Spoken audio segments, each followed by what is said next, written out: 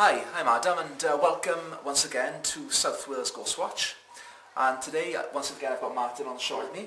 And today we're going to be talking about sex in the occult. Okay. Now, for those viewers out there who will be offended by what we're about to talk about, we are going to be using certain references to sex in our show. So if you don't want to watch, or if you think you might be offended, then please look away now. Okay. Now, yeah, the first question I want to ask you, Martin, is the occult. Well, what does the term actually mean? Well, the word occult means hidden. Knowledge can be hidden until you discover what it's all about. You could technically say that computers to me are the occult. A very minor apprentice of what I can do on computers, so that's technically occult. But technically, the occult are hidden things, not secret, but hidden. They are things that you have to come across by researching, by discovering, by experiencing. That's very simply the origin of the word the occult. It's a word that's often mistook and is often frequently, totally misunderstood, where all people believe that anybody interested in the paranormal is of the devil. Now, I think when we talked about that a couple of weeks ago, we basically down to the ignorance of the Christian church, or certain select Christians, about those things. Okay. So what is occult medicine? Occult medicine, very simply, is based on the medicine of energy. If we consider that we're all basically quantum beings, we can tune the vibrations and we can change our state. Occult medicine, therefore, is things like meditation, chanting, visualizing of colours, using the imagination. Even certain herbs have certain resonance frequencies which have certain effects. So you could technically see herbalism as an example of occult medicine. You could also look at homeopathy in that light. Homeopathy is based on the principle as if something is like something, so you do that to deal with it. So, for example, homeopathy doesn't work. Theoretically, doesn't work because the tablet that you put the substances in is so dilute that it's below Avogadro's number. So technically, it should have no effect. Okay. So there's something else going on there. Occult medicine is basically a study of healing techniques, herbs, energy, to help put the body into balance. Is that something that shamans study? It would be, yes, it would be. Shows, yeah. I mean, we've lost an awful lot of knowledge about what herbs do. And it's quite interesting at the moment, a lot of the big pharmaceutical companies are actually looking at how herbal medicine works and how natural medicines work.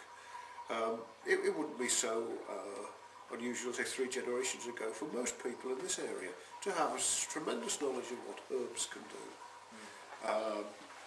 It's just a method of using natural forces, things that exist, that people don't necessarily know about. Okay. So tell me about magical occult organisations or orders. Okay.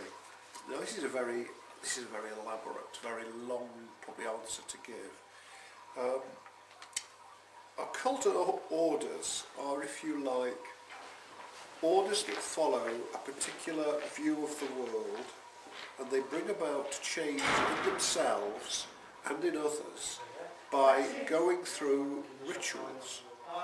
Rituals symbolise change in the self. So we have the reptilian brain within us, and to the reptile, order and structure are very important. Order, structure, ritual enables us to act certain things in certain orders. And if you think about the most hidden order at the moment, most order is, you can see the Freemasons, for example. Right. The Freemasons go through 3 degrees of initiation. And what happens in initiation is that a person gradually moves from one position in the order through to another position in the order. A lot of the Freemasonry ideas were influenced by secret societies in the 19th century. The Royal Antediluvian Order of the Buffaloes, the Oddfellows Hall, things like this. The idea of belonging to an order is very important for going together with groups of people, meeting them, talking, having dinner, making friends. So the whole idea of hiddenness or occult is not sinister. It's just that a group of people have been introduced to a particular way of dealing with the world. Now, if we say that generally about hidden orders, we have to go right the way back. We do know that in ancient Greece there were secret societies. There were the Eleusinian Mysteries. And in the Eleusinian Mysteries, the idea was to know yourself.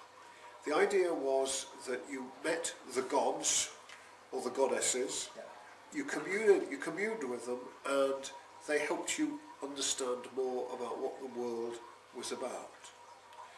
Moving on through that, you have to remember from the Roman Empire, there were groups like the cult of Isis, there was the cult of Mithras, the group Mithras, and Christianity itself was a mystery religion that appeared at a particular time.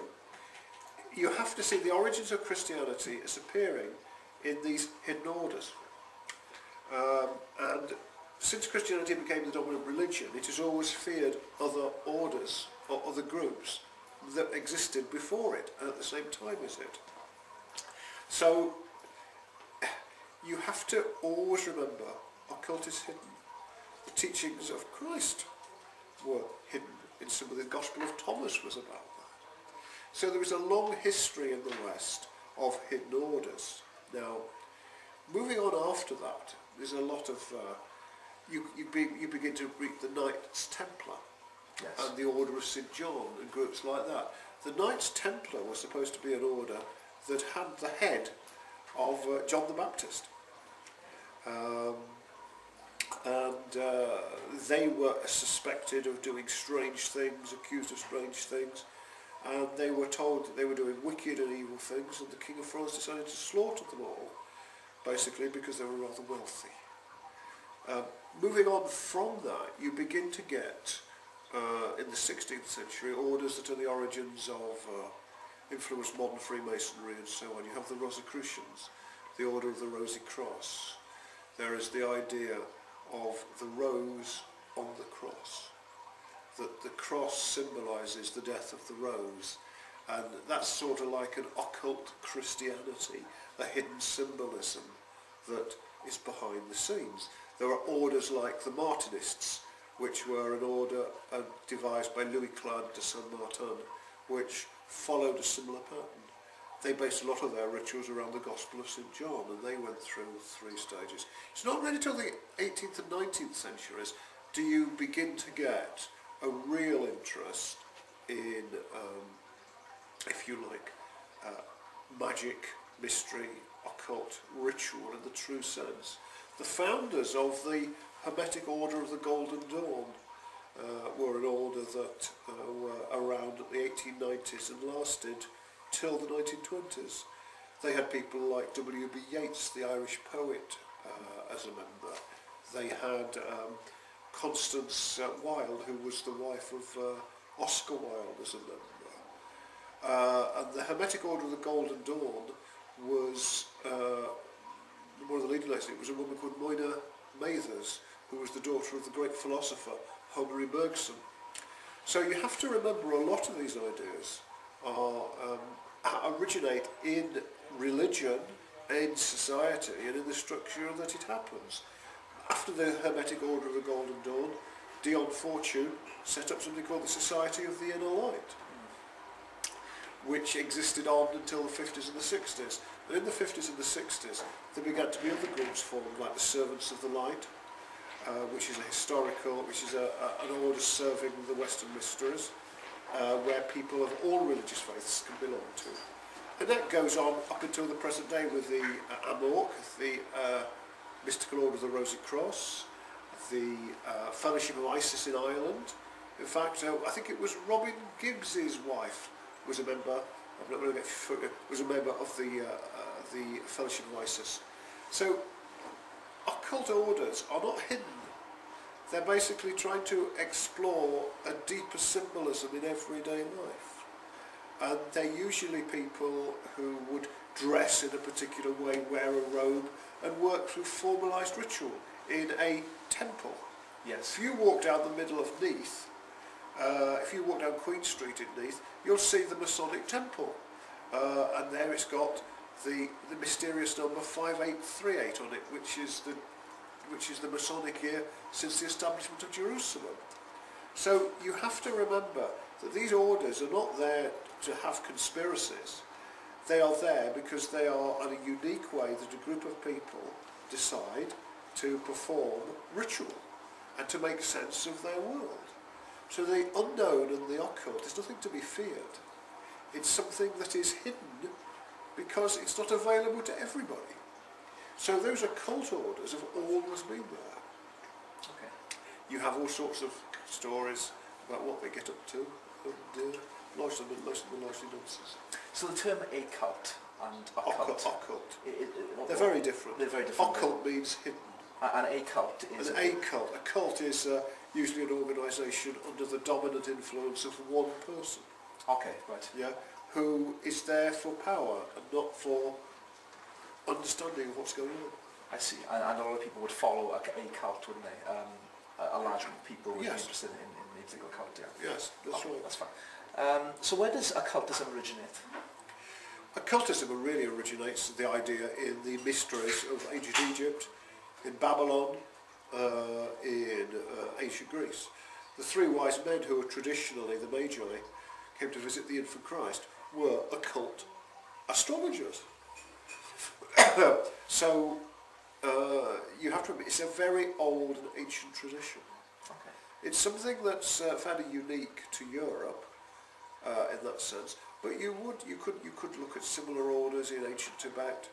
You could look at orders in China and India.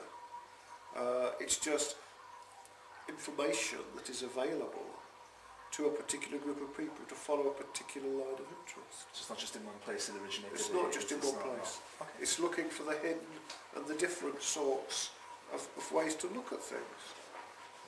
Okay. So how has the occult influenced people's sex lives? Right, well, Thank you very much. let's try and put this in context. Generosity of the camera. Thank you, Ian. Right. Sex is basically flagged up because in the traditions of the last 2,000 years, Yeah. to a lot of extent, Christianity has been very down on sex. It's the idea that if the world's coming to an end, as the early Christians believed, then you shouldn't really get attached to the world. The best way to get attached to the world is to form a significant relationship with somebody, and sex is part of that relationship. St. Paul said it is better to marry than to burn. He said it is best for a man not to touch a woman. The idea is that it's something that gets in the way of spirituality. Sex is an important part of the world. It's a symbol that is how we create the next generation, and it's also something for pleasure and for linking us in with somebody that we care about. That's why sexuality under a very repressive society is so threatening. So the first thing that people sometimes imagine is that if something is hidden, there's bound to be an orgy going on. Now, Papa Freud said, largely when we see sex everywhere, it's largely because we're jealous at an unconscious level, and we're not really, we're not getting involved ourselves, and the way we keep people controlled. Sexuality is an important power for energy in life. So is food, so is wine, and so on. But like all things, it should be kept in balance. The late Doreen Valiente, who was a hedge witch in the 1950s, when asked why there was so much sex in paganism, said, well, there's a lot of sex in life. It's just another part of life that has often got confused. And it's often the idea, people have ideas of orgies and naked women and men because they're a bit jaded themselves. They haven't put it all into a narrow context. St. Paul and St. Augustine were very anti-sex. The early church was very much opposed to sexuality, and there is a certain hangover about that. That, of course, doesn't apply to all Christians, and certainly Jesus never said things that St. Paul and St. Augustine actually said condemning it. So, the reason that sexuality is often linked with secret orders is because people would like to think there's a place you can go and have an orgy. There's that famous film by Stanley Kubrick, Eyes Wide Shut, Eyes Wide Shut, yeah. which is basically an excuse for a group of people to have an orgy. It's nothing really to do with ritual or the hidden side of things. So I think those are some of the reasons why a lot of confusion takes place. Of course, as we're going to talk later, sex can be used by groups who believe in magical powers. So can food, so can dancing, so can chanting, so can many things. Yes. But it's how energy is raised. Okay. Yeah? Okay, so what's the connection between sex and the occult? It's hidden. It's hidden.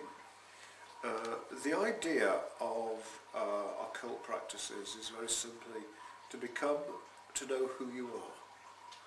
If you know who you are, you know all your weaknesses and your passions and your strengths. If you free yourself from prejudice and you seek to liberate yourself and discover who you are, that's the link.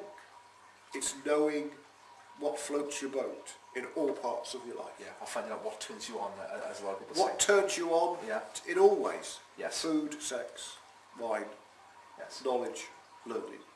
You know, that's really what it's about. It's the mind, yeah. Yes. Okay. How do religions view the occult? For example, the Christians, the Neo-Pagans, and the Hindus. Well, let's remember who wrote the Kama Sutra. It was the Hindus. Yeah. The Kama Sutra is a piece of work designed for men and women to achieve pleasure. The idea is that you should see sexuality as part of life, and you should celebrate with one another. There is evidence that when people make love, a particular chemical is released called oxytocin, and it helps people feel kinder and gentler to one another. There was an interesting story I read in the papers today that when they gave it to men who were likely to stray, they found that they strayed less. Yes, yeah. So the idea is of linking this, is that sexuality has a perfectly normal approach. Where the more Judeo-Christian religion comes in and says you shouldn't do that because there is something wrong with sexuality, it's a bit confusing. If you take from a religious point of view that every bit of us was created by a creator God according to the beliefs of the Judeo-Christian religion, then if that's the case, then sexuality is a perfectly normal form of life. It's a thing that fits in perfectly well. In the 16th century, you can't say it applies to all the situations. In the 16th century, John Milton wrote Paradise Lost, where he talked about Adam and Eve and the fall. And the Puritans, some of those people like John Milton, believed that sexuality was far more enjoyable before the humans were cast out of Eden. Yeah. That's a refreshing thing. So, usually the people who have problems, there is a tendency within Christianity to be opposed to the body. It doesn't apply to all Christians, but if somebody is repressing their own sexuality and picks a religion like that, then it tends to repress it. Yeah, and they're going to be very miserable as well. And they're going to be very miserable Yeah. as well. I can't think of a greater pleasure that is given by whoever created us than that. as food and whatever. And what are the things that go with lovemaking? Wine, food, being with somebody you care about, Yeah. and the natural process is to make love. There can't be nothing wrong with that. There can't be anything wrong with that at all. No. So, largely, I think a lot of it goes down to the problems of St. Paul and the problems of St. Augustine. It was St. Augustine who said, "O Lord, make me chaste, but not yet." So, I really think sexuality is as holy as anything else. Yeah, I agree. And I just don't really see the problems. And what fascinates me is I wonder if we're going to get any comments on some of the things I'm saying on this programme. They're saying that I'm going to be burnt at the stake or go to hell because of these. I doubt that very much, but We'll see. We'll soon see. See. Okay, so tell me about sex magic. Now, you mentioned prior to the interview about sex magician Aleister Crowley, is that correct? Yes. And also, there's also the American occultist Pascal Beverly Randolph. Yeah. Yeah, there's also a very interesting book written by somebody I know called Dolores Ashcroft Novicia, who's a sweet old lady now of 85, lives in the Channel Islands. She wrote a book called The Tree of Ecstasy. Okay. And she says, as I mentioned earlier, anything that raises energy is used in ritual magic, whatever you want to call it, cleansing.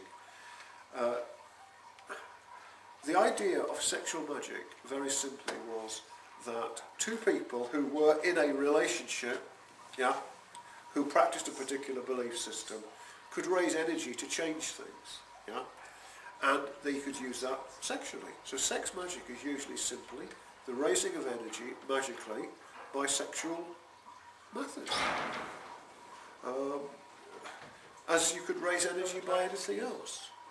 Now, let's remember when a lot of this originated, Aleister Crowley and people like that at the turn of the century. Crowley himself was a member of the Hermetic Order of the Golden Dawn. Used the idea of sexuality to break out of the narrow principles of just being yourself isolated. It was a rebellion against Victorian sexuality. So Crowley basically swung any way you wanted. Yeah. He was very tolerant in his attitudes, and he saw it as a means of raising energy, discovering yourself, and things like that.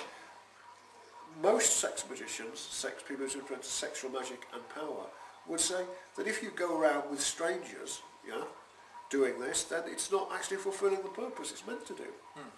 So, just as you wouldn't sleep with everybody you met, neither would you practice it like that. He sounds like a hero to me. Well, shall we say he's the Oscar Wilde of the occult world? Yeah. And the idea was that you used these powers wisely, carefully, and that was it. As simple as that. Okay. So, is sex common in most occult rituals? Right. Sex is current in everything in everyday life. It exists in every aspect of life. It exists, it sells newspapers, it sells clothes, it encourages you to go out, meet people. So the energy, anything that raises energy can resemble sexuality. Yeah. Dancing is an intense sexual thing. Yeah.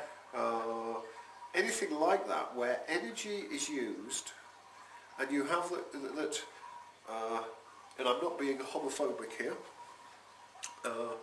any two people who are attracted to one another will bring in a passive and a dominant energy. Now, whether that's a male-female, female-male, male-male, female-female, it doesn't really matter. But the idea of using energy to bring in the raw material to change things has sexuality as a basis of it. Yes, of course I would say that sexuality forms a significant part of the energy patterns, not because people are rolling around naked, but because they are using energy that is raised in a whole number of ways that possibly could be used. So you could say chanting, singing, all sorts of things. Sexuality, they're all part of the same thing. Carl Jung called libido, he called it libido, and he was interested in how you raised energy. You could raise that with creativity, by writing, by making love, by eating, by drinking, by enjoying life. Enjoying life. Yeah. That So makes yes, sense, yeah. that's the Okay. basic. So what we're going to talk about now is can troublesome spirits be manifested, or should I say evil, be manifested from practicing the occult? Anything you do with a wrong motivation can cause trouble. Poltergeist phenomena, repression of energy leads to strange phenomena.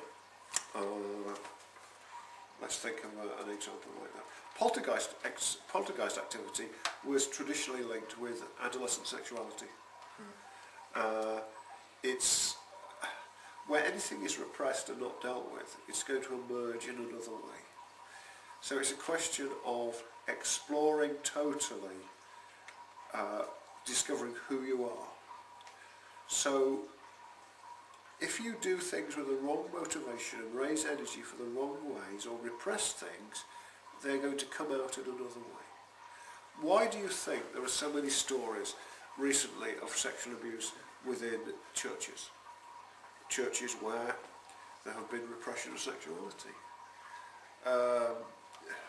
Asking a priesthood to be celibate is like asking a group of vegetarians to eat meat, Yeah. or you know. So wherever anything is suppressed, denied, we push it into what Freud would call the id, or Jung would call the shadow. So when we push these ideas down, they come up in another form. Corruption, pollution. I think that's why we have the serial rapists of today as well. Yes, Yeah, of course. yes, indeed. Repressed sexuality. Yeah. Yes. Oh, of course, I understand that. Yeah. And of course, the interesting thing about most people who commit sex crime is not that it's not the material they use. It's because they can't fantasize, and those people who cannot fantasize usually have to act out what they see. So it's not so much the material. It's not so much. It's the ability. It's the problem with the person concerned. The very fact that if we show pictures, if we have erotic films, it will not cause rapists to happen. But what it will do is probably partly educate and help some people understand.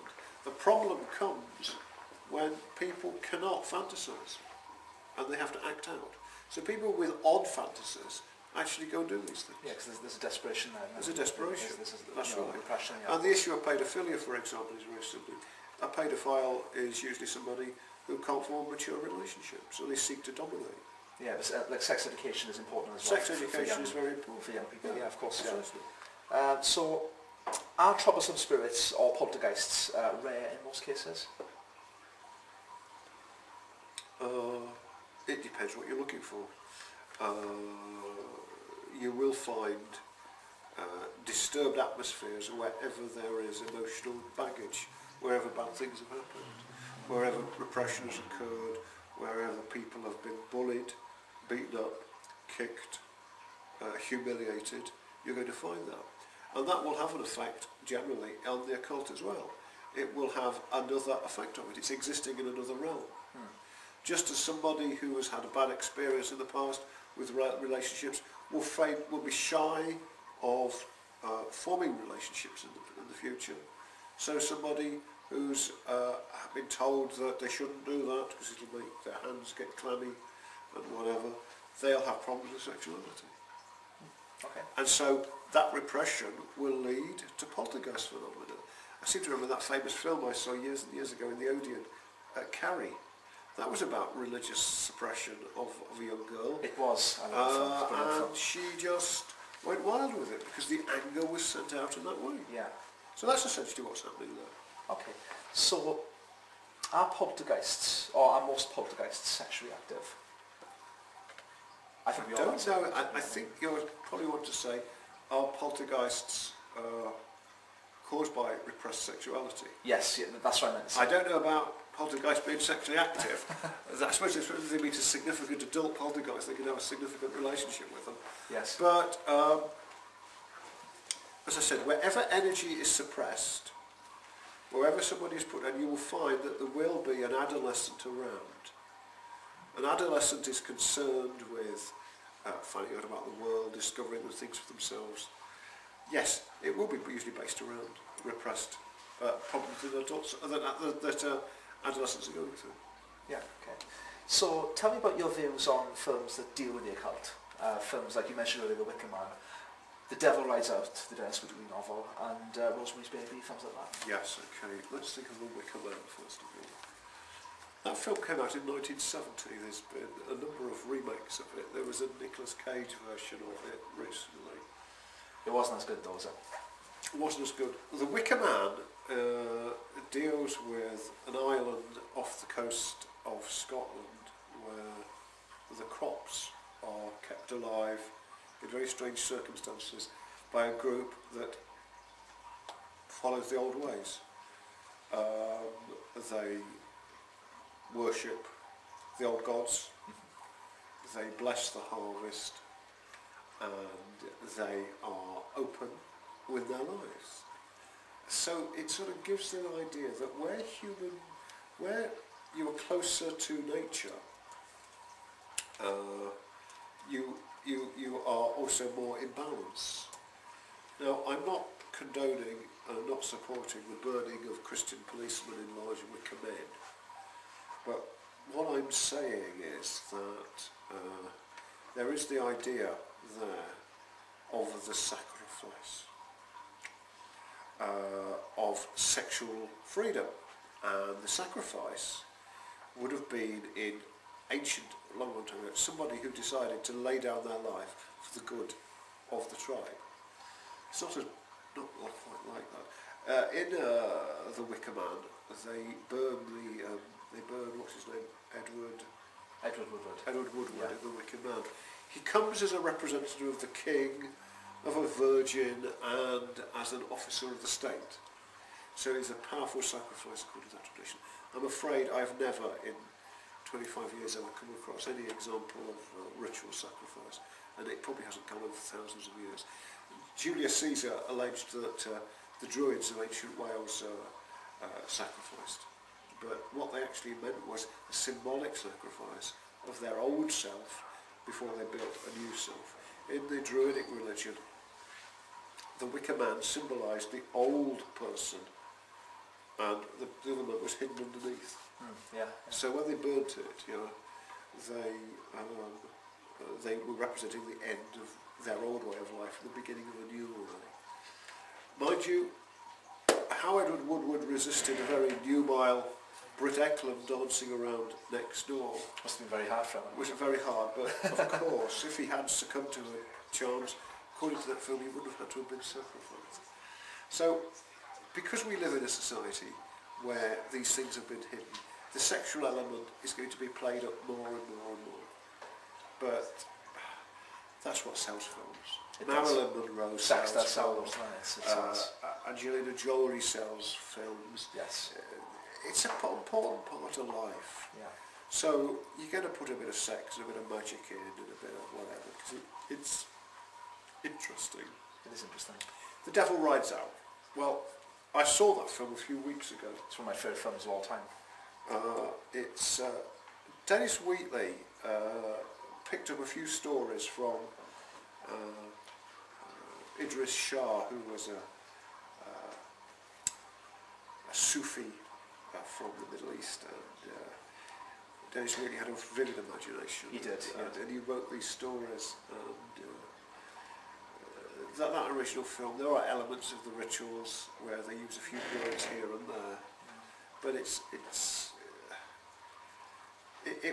was a bit shocking. And notice how sort of fixed it was. The demons were all black, and the women were all beautiful, and the Duke de Richelieu was an aristocrat who knew all about these things.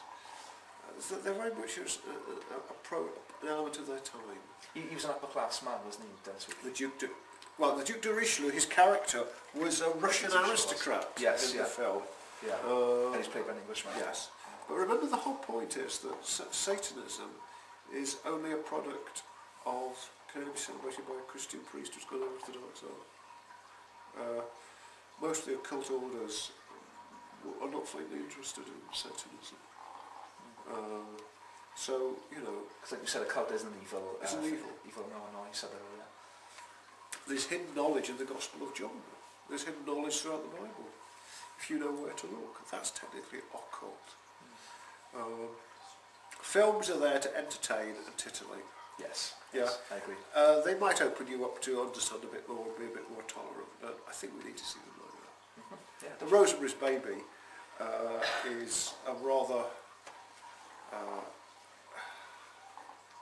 strange case of the devil wanting to have a child. It's a bit like that film To the Devil a Daughter, which With was Christopher Lee was yeah. the last Hammer film made.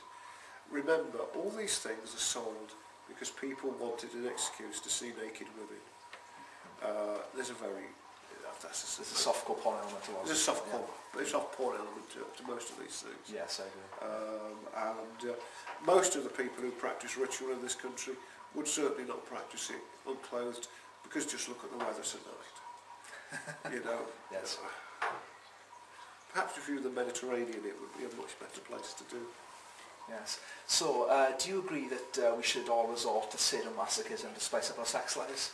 Sorry, I didn't like the note, by the way. Well, 50 Shades of Grey Yeah, 50 Shades of Grey is a good example. is a fine example of Yes. that. A lot of people have... I've read You read that book? I've read the 3 books. I've Yeah. read the 3 books. How did you find them? What have they been called? Mummy porn. They're interesting books. Yes. They've probably...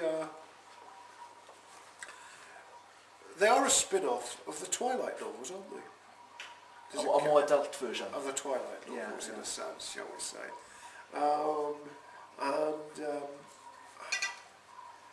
Anything that educates people to enjoy themselves more sexually